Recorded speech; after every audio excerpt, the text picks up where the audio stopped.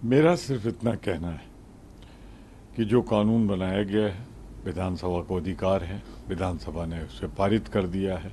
सख्त कानून हैं, कड़े कानून हैं, मैं उनका स्वागत करता हूं।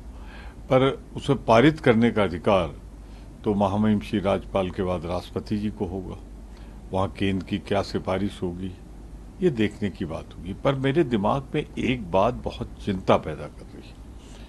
देश की सर्वोच्च एजेंसी जो सीबीआई है,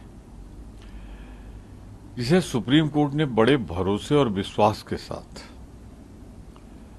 सवाल किए थे, जिम्मेदारी सौंपी थी, हाई कोर्ट ने ऑर्डर कर दिया था, पर घटना के 2 दिन बाद से उसी के हाथ में कमान है, पर वो 1 इंच भी आगे नहीं बढ़ी। वही जो एक आरोपित गिरफ्तार करके राज्य सरकार ने दिया था, उसके आगे उनकी सुई खिसक नहीं रही।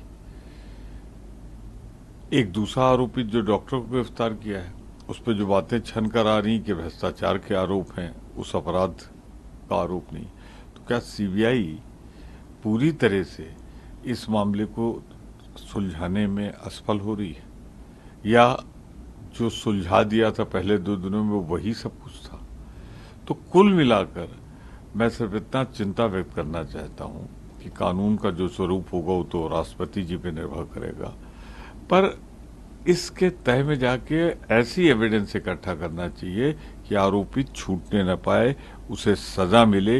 ये देशवासियों की इच्छा है।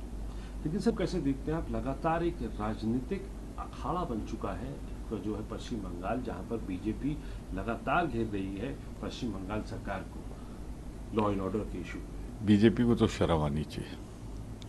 आज दिल्ली में जो हुआ, जहां से खड़े होकर मैं बोल रहा हूं, एक मासूम बच्ची के साथ फिर बलात्कार, और किसी नेता के मुंह से मैंने कोई आवाज नहीं सुनी भाजपा वालों से। यहां तो कानून व्यवस्था सीधे सीधे गृह मंत्रालय के अधीन है, भारत सरकार के गृह मंत्री के अधीन है। राज्यपाल जी जिनके अधिकार बढ़ा दिए गए, वो जवाब दें इस बात का कि जब बेटियां सुरक्षित दिल्ली में नहीं है, तो जो लोग कलकत्ता में आवाज उठाते हैं या केंद्र शासित या प्रदेश शासित जहां पे कांग्रेस का शासन, वहां आवाज उठाते हैं, तो दिल्ली में यह खामोशी क्यों? बेटी तो ये भी है, मासूम है, छोटी है। उत्तर प्रदेश में जब होता है तो भाजपा चुप क्यों रहती है? 2 बेटियां आत्महत्या कर लेती है। क्यों चुप हो जाते हैं जब अयोध्या में बलात्कार होता है?